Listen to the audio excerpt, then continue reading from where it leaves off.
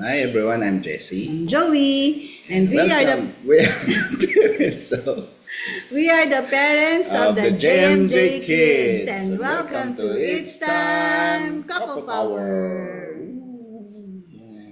Okay. Our topic. Our topic for today is becoming best friends again. Yes. Why? Because Because we've been married for 28 na. 28 years. Ay, kasanda na natin. Hindi. Ano pa rin yun? Maigsi pa rin yun. Short pa rin yun. Alright. Why do we need to become best friends again? Or first, if ano ba, kung 28 years na, if we are not married, you think we'd be friends? Of course, syempre. Why? If we are so we have shared Kunyari, values. if you met me today, would you still pursue me? You would pursue me? Why would you pursue me? Oo nga, why? Why? Why would I pursue you? Hello, excuse me. Well, actually, nung first time kasi no, it's not the first time we met, but the first time we went out as a friend, di ba nga, Simbahan agad. you asked me, are you a Catholic? And then I said, yes. Okay, we can go to Mass. So, yun. We have shared interests, we have shared values. So that's a start. Kumbaga, We started as friends. mhm. Friends! Yeah, well, actually, lahat naman Classmate siguro naman ng... tayo eh. So, Lahat naman siguro ng mag-asawa, start as friends or not. Yung iba nanligaw lang talaga agad. yeah, probably. I don't know. There are unique ways by which a relationship starts. Sa atin, unique talaga. Kasi, What makes someone your best friend? best friend. Yun na, yung the value of trust, di ba? Tapos, Hindi kunyari, best friend lang, hindi mag-asawa. Kaya So, nga, parang you're- best friend. Why best friend? Because you trust that person, right? Parang bukas yung buhay, you are an open book to that person. Alam Tapos lahat. that person also knows how to value the trust. So hindi ka na binibetray, hindi niya kinukwento yung buhay mo sa ibang tao without your Right. permission, without your knowledge. So yun, mga values na you both share with each other, so you become best friend. You trust each other. Diba? Yeah. Confident mo siya, confident ka niya. Yun. Right. So, one major reason why we have stayed stronger in our marriage is because we're best friends. Ang ibig sabihin lang nun is, yun na nga, yung sabi niya na parang you have the same values, just trust each other, and Yeah. sa mag-best friends, nag-aaway din yan. But then, I think kahit nag-aaway, parang mas marami pa rin yung times na, Pero pag best friend kasi, kahit mag-away, kumbaga, nagtatampuhan lang, hindi talaga malalim na away. Kumbaga, Hindi bakit? rin, meron din mga nag-aaway na best friends. But anyway, ang story lang natin was yun na nga, mag-classmate tayo, and then we became friends, and then, nung naging tayo na inseparable kasi kami. As in talagang, di kami naghihiwalay. Very few times lang talaga in our life, Yeah. naghiwalay tayo. Of course, nung first few years ng marriage natin, we were working, 8 to 5, 9 to 5, kasi when we went to Canada, sobrang busy. But, we made sure na there will come a time na we will spend, well, actually kahit na busy kami noon sa mga work namin, hindi nag-overtime. Kung pwedeng, huwag mag-overtime. Tapos, talagang priority namin yung family namin, no? Yeah. Family first talaga. Yeah. Yeah, Kaya parang, Yeah. hindi tayo, we wanted to save. Nandun yung you wanted to save, you wanted to, basta parang meron yon. However, priority talaga natin yung family natin. And sometimes, if you prioritize your family, nagsasuffer naman yung financial, yung aspect noon. Kasi syempre, hindi ka mag-overtime. So, pag di ka nag-overtime, wala ka masyadong extra, right? But, ang ginagawa natin noon is we really spend a lot of times yung mga um, free time natin sa family. And each other, no? Before we even had JJ, we were talaga inseparable. Pero unique kasi yung situation natin sa Canada kasi parang ako, 'di ba sabi ko every check-up ng baby hindi ko mi-miss. Yeah. And Ma-absent ka. Tas, ang lakas ng loob ko kasi I know that kahit I will be fired for mag-absent so, ako. bawal dun. Doon. Bukas, I can always find a new work. Oo. And- Siguro dahil nga, hindi naman tayo permanent doon sa Canada. No, and then pero may yung tiwala. job natin, Yeah. hindi parang Parang hindi tayo kasi factory worker ka eh. So parang Yeah, as factory tsaka worker, madaling maghanap ng work sa mga agencies. Not that, pero alam mong meron ka ring abilities eh, kahit factory worker, office worker, kahit blue collar job, yeah. white Confident collar job, ka parang na confident ka, makahanap. makahanap pa ng trabaho mo. During that time, parang Which- medyo madali pa maghanap ng work. Yeah, which is yun na nangyari sa atin. Kahit anong work, office work, yung construction work, okay lang kasi we can do it. Parang hindi tayo nagpihikan na naman tawag doon. At saka may kakilala kasi kami sa yung nagpe-place ng mga factory workers. Yeah, pero Malakas ang loob mo. malakas din yung loob ko kasi ganito eh. I give my best sa work, di ba? Yeah. Tapos yun nga, alam natin sa Canada, di ba, na talagang very Bawal strict ma-absent. sila sa absenteeism. Ako, sabi ko, I need to, pag every time nga may check-up ka, sabi ko, mag-absent ako. So, in-expect ko na, sige, we'll fire you kasi we can just find another Pero never replacement. Pero palagi nilang sinasabi is, Balik lang. Balik ka as soon as possible. Parang ganun. Kasi, of course, Maganda if you make yourself valuable sa company, may leeway ka sa mga ganong bagay. Yun. Alright, so yun kami, inseparable. And that's probably why naging best friends talaga. No? How do couples stop becoming friends? Ito na. And mapapansin yan, face by face yan eh. So talagang dapat prior to having children, malalim na yung friendship ninyo. Hindi pwedeng parang doon pala kayo magkakakilala sa pag nagkaroon ng kids because maiiba at maiiba yung ugali. And situation. No?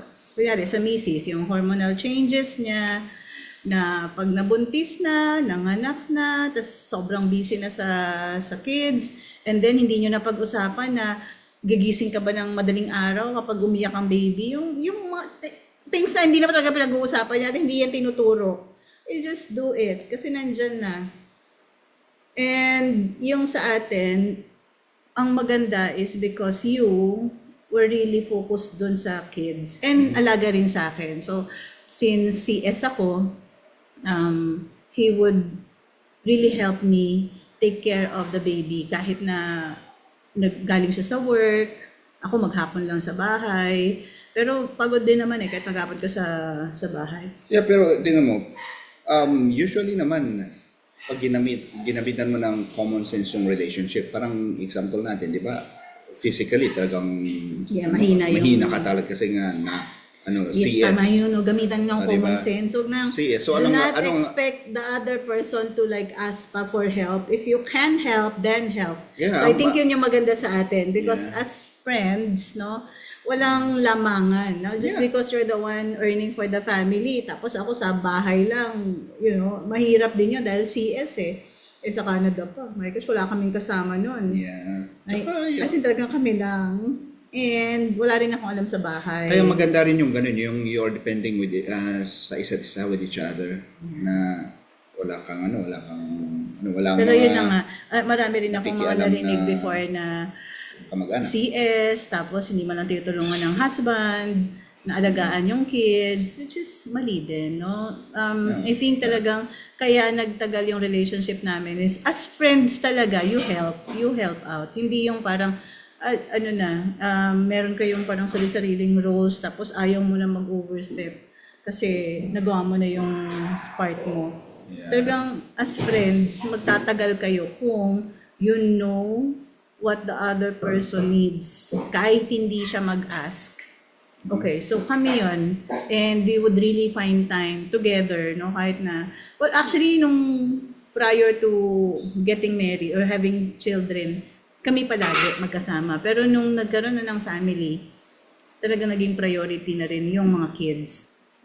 Tayo, wala namang mga date-date nun. Parang being with the family is also being with each other na rin. Meron naman tayong date, pero syempre Yeah. kasama lahat yung mga anak. Lalabas tayo sa Wala, family parang- date. Yeah, pero Family never tayo talaga yung parang date na tayo lang, ganyan. Kasi However, kahit lumabas tayo, remember yung nung nag-outing yung yung company mo. Pumunta tayo sa anong tawag doon, sa tower, sa Ayan, tower. ayan. Tapos parang kumusta kayo mga anak natin? Anong ginagawa? Okay, kaya sila, parang patingin-tingin ka sa cellphone kung so wala rin syempre, which is natural kasi nga, nanay ka, tatay ka, magulang ka. Yung utak mo is sa mga anak eh. Pero yun nga, it doesn't mean na dahil sa anak, focus ka talaga sa anak, wala kang pakialam sa... but anyway, yun ang nangyayari. spouse. Parang people or couples stop becoming friends because naiba na yung priority tapos hindi na sila nakabalik dun sa dati. Or probably mahina yung foundation prior to having children. So kunyari, prioritize na talaga mga kids. Ano silang bonding time together. And then, busy sa work. And this situation was unraveled nung COVID time. O yan, Nung nasa bahay na lahat ng mga families. away na yung mag-asawa. Away na, may tension na. Alam mo yun. So yun, Hindi example sanay- yun. Hindi hindi sanay sanay na na magkaharap, magkasama. magkasama. Di ba? Parang, ang daming, di ba, after that, nung pwede nang lumabas yung mga magtrabaho na sa labas yung mga tao, parang ang daming kwento na ganito pala. Parang excited silang lalabas. Kasi kasama mo the entire day. Yeah. Eh, Kung ano. parang tayo naman. Kami kasi sanay. Yeah. Sanay na magkasama the entire time. Lalo na ngayon, nung bumalik kami dito sa Pilipinas, tapos work from home, set up, flexi time, tapos laging magkasama. So, ang problema nga namin, yung kailangan kami maghiwalay. Kasi lagi kami magkasama. Pero pag mapunta man sa kabila yung isa, asan na yung guys, did you see where mom go? Okay, Yun lang. so, ito yung nagiging problema ng mga mag-asawa if yung sa phase na pinapalaki nila yung kids nila, hindi na nila na-sustain yung friendship. Parang masyado ng maraming problema about the kids, bayad sa tuition, or mga bills, yung demand ng work.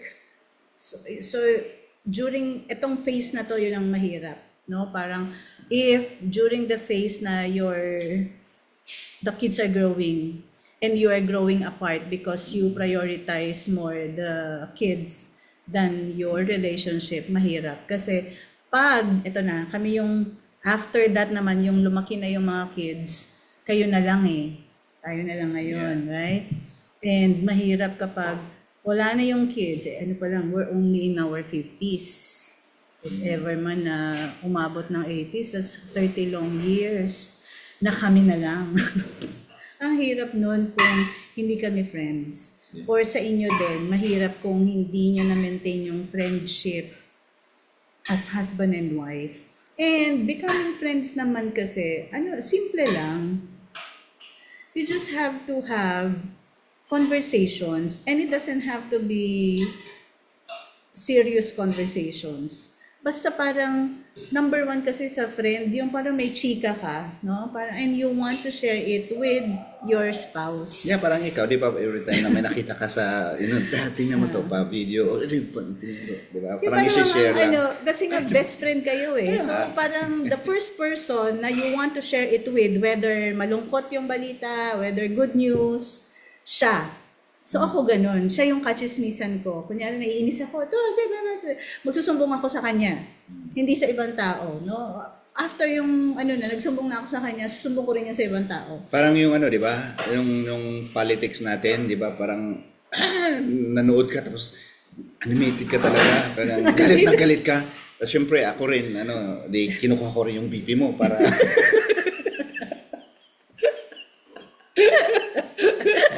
Parang my way of, rin. I-share din ako sa... Nakishare ka dun sa galit ko. Galit mo.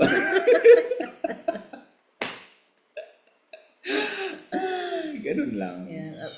I think yun yung maganda sa atin kasi yun na nga, I have friends. Marami, parang lumalabas din ako with my friends. At ang dami iba-ibang Mga klaseng friends. yeah, meron sa work, meron yung personal lang, kami lang. Iba-iba yung personality, iba-iba Tapos, yung interest. and you let me go out with them. Oo naman, Tsaka iba Diyos ko. yun. Hey, go, go, go.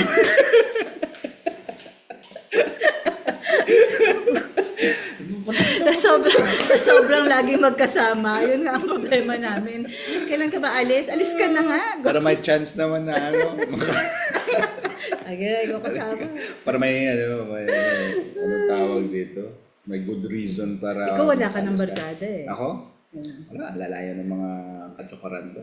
Kaya yun yung problema ko sa'yo eh. Hindi kita mapalis. Oo, kung may nagre-repair ako sa sasakyan, inahanap mo pa rin ako eh. Andyan lang ako sa garage. Andyan ka pa ba? Hindi, yun ang maganda sa atin. I think, no, yun yung na-maintain natin sa relationship na we're still sweet to each other. And yung sweetness, hindi naman yung parang always about sex. It's just yung connection. No? Yeah, parang ako, parang mong hanahanapan paraan para kilitin.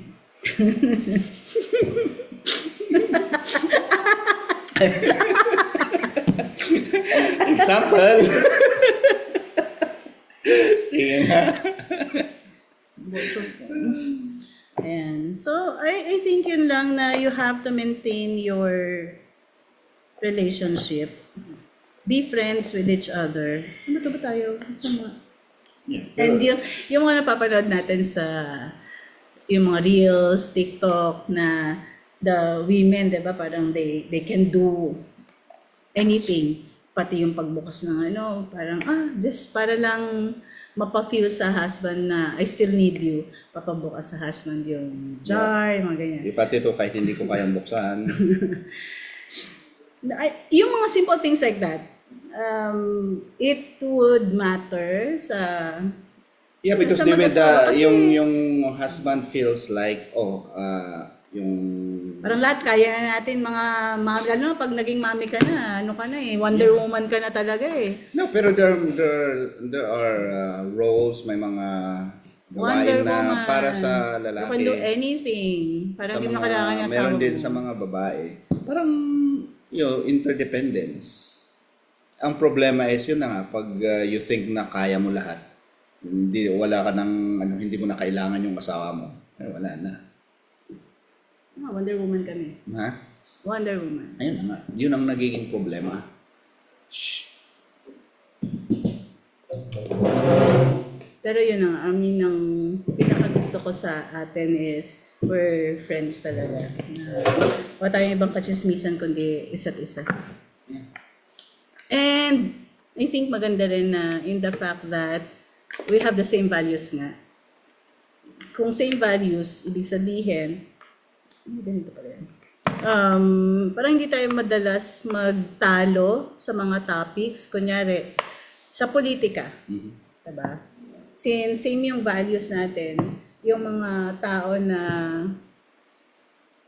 na gusto natin, parang pareho lang. Yeah, like that. We like the same people kasi nga yung values hindi ka dun sa politika na pula ka ba, pink ka or yellow. Walang ganoon sa atin na very critical thinking tayong dalawa na okay, sino ba yung tao na yan? Is he a good politician? Is he doing good for the public? Ganyan. So, maayos yung, in the house, hindi tayo nagtatalo sa mga ganyan. Ilan lang talaga, no? May mga topics lang tayo na, hot topics na we argue. Kasi pero align hindi, tayo sa align tayo sa politics, religion, philosophy, ano pa ba, practices, ano pa ba, lahat na. Ano pa bang hindi tayo align? Sports, hindi. Wala naman sports. Hindi. Pero I mean, Sports hindi rin ako masyado. bakit nga ba? Basta parang okay tayong mag-usap. Yeah. We can talk about anything under the sun. Any topic under the sun. I think yun ang maganda na parang kasi friendly, di ba? Mga kaibigan mo walang alam sa buhay, mga hirap naman nun. Pero ako, marami rin akong hindi alam. Tapos tatanungin ko siya, tapos may alam siya, explain niya sa akin. So, I think yun yung maganda na same din yung wavelength ninyo. Hirap kapag yung isa magaling, tapos yung isa walang alam sa mundo, tapos hindi niya interest. Kunyari, more on artista lang siya, nasa, puro K-drama lang yung inatupag, tapos parang hindi na nakakatalino yung yung asawa mo pag you want to converse about something, politics, or yung current events, kasi hindi siya makasabay kasi parang doon lang siya. Yeah, parang doon lang siya focus. Yung asawa mo, alam niya lahat ng buhay ng mga artista. Tapos tatanungin mo sa current events, walang alam. Kahit sa halimbawa sa technology, AI or anong tawag dito, financial literacy, parang walang alam. alien sa kanya yun. Wala na. Doon ang So mahirap. yun, as husband and wife, you have to really find a good partner, no? So yun din ang advice namin sa mga kids namin. Actually, dapat talaga pareho ang Wavelength. values. Values. Number one yun, values. Any nationality, basta same values and same religion.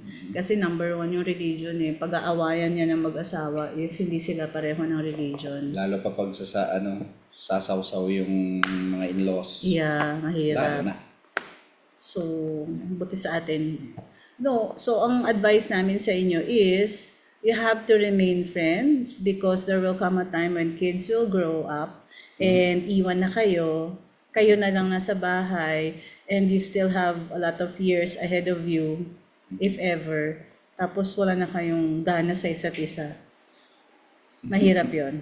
Yeah. So you have to maintain that friendship, closeness, and how do they do that? Yun na nga. Conversation. Yeah, yung small conversations every single day. Tapos mag-share.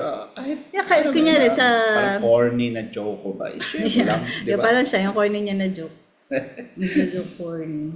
Napapatawa niya kami sa cornyhan niya. Yeah. Share a pet. Dapat may mga pets. Pero Ganyan. tingnan mo, yung mga, kasi share ko ng corny jokes. Namana ng mga anak mo. Kumapit sa kanila. Parang namimiss din nila yung corny jokes. Tapos pag may naririnig ng ganun, ako yung naisip na corny. Corny naman talaga. Pero wala lang. I-share mo lang. At saka siguro, dapat you genuinely love being together. Oo naman. Minsan, kakainisan talaga yung mag-asawa. Yung no? pinifake nila na Hindi, I mean, yung siguro, tinatry. Well, there's nothing wrong with trying, pero dapat lang. Kaya sa simula pa lang bago kayo ikasal, dapat nga talagang yun ang goal niyo, to be best friends. tsaka important na you belong to a community na would strengthen your relationship, mga couples. So kami nasa Couples for Christ since we got married until now. Pero iba-ibang community yun. Iba-ibang groups yung napuntahan namin. Pero Couples for Christ pa din. And actually, there was one na hindi Couples for Christ, yung kala Brother Bo. Diba? Pero couples pa din. Couples group. Yeah. So, meron din yung ME, diba? Yeah. Marriage encounter naman yun. So, you join a couples group. You know why? Kasi maraming pinagdadaanan ng couples. And very important that yung couples mismo ang strong in their relationship. Kasi kayo yung nag-start ng family. Pag nasira yung couples, sira yung family. And it doesn't matter kung ano yung pinagsasabi nila na, dito ka kay mommy, minsan kay daddy, okay lang yan because you're at peace with each other. Hindi pa rin, broken family pa din yan. May effect pa din yan sa kids and you don't know that. So may mga iba na of course, it's not their plan na naghiwalay, okay lang yan. Pero yung iba na pwede pa naman kayong magsama, try as much. Kasi talagang may mga challenges that you would go through as a couple at kahit pa sobrang sakit na niyan, minsan, ang dami ko narinig, yung mga iba ng babae or na abuse sila, wag yung abuse pala, pero yung mga ng babae, Tapos, di ba, nag-counseling, tapos nandyan pa rin sila. Tapos eventually, they just forgave each other.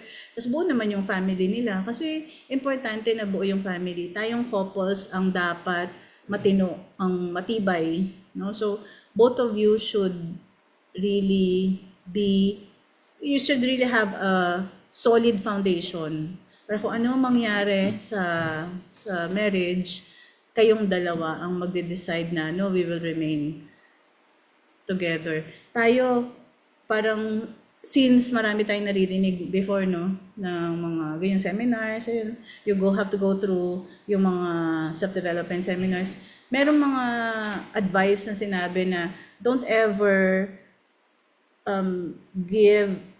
don't ever make divorce as an option. Never ever. So if it's not an option, you will really Find a way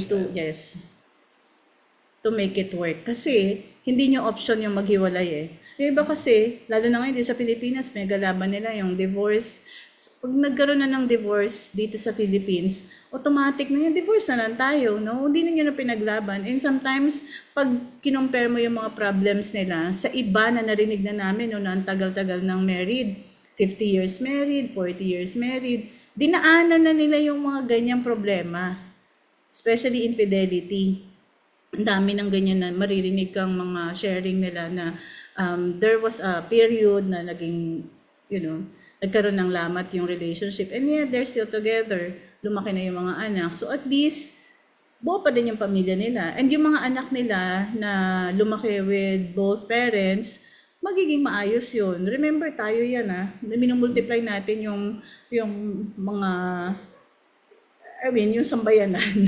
Tayo yung nag-create ng mga yan. So pag sila mismo, yung mga kids natin may trauma because of us, because hiwalay or hindi naging maganda yung samahan ng parents, may effect yan sa kanila and then they will still also bring that sa future relationships nila. So maganda na tayong parents are solid sa foundation natin na sa relationship natin as couples. Yan. So, be best friends with each other. So, ang challenge sa inyo, sa mga iba, no, you take time to date your spouse. Ang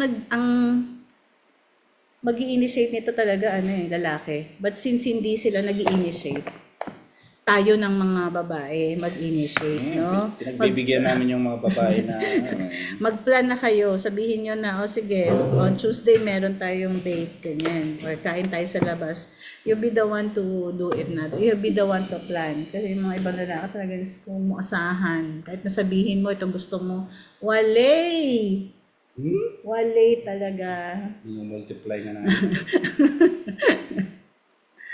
Ayan. So, tapos ay mga misis, sa pag ganyan papi-papi yung yung face, dapat meron kang dry brushing.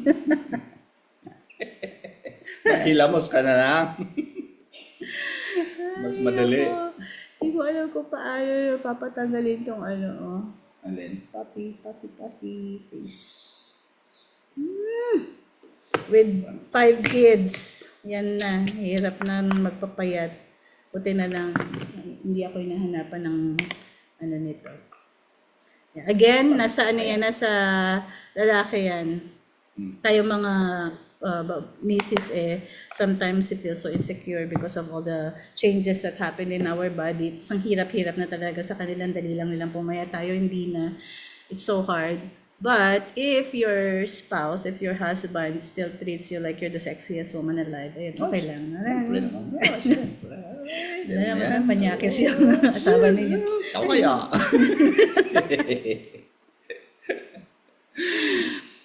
Alright, so I think that's it. Ang kwentang best friend. And this is gonna be like the first topic of a series. Siyempre, with the help of ChatGPT. At least, You know why? Kasi we are... parang nanghinayang ako because of all the past videos na naka-live on Facebook. And alam nyo naman si Facebook what it did, diba? It deleted all the videos. So, nahinayang ako dun sa mga past videos natin na na-delete na lang ni Facebook. And I know that we have already talked about this in the past, pero yun na nga, wala nang memory. So what I'm doing right now is I'm uploading all our videos sa YouTube. So hopefully sa YouTube hindi niya i-delete yung ating mga recordings because wala na tayong space. We have what? 10 terabyte? Di lang. Ilan na yung ano natin? Na 16. kulang talaga yung 16 yun na yung ano natin. So, kulang kailangan na mag-upgrade yung ulit. memory ng ating mga hard drives. Alright, so thank you for watching. Please join us again next week for another episode, if you're here, ha? Another episode of It's Time! Couple Power! Couple power. Babush!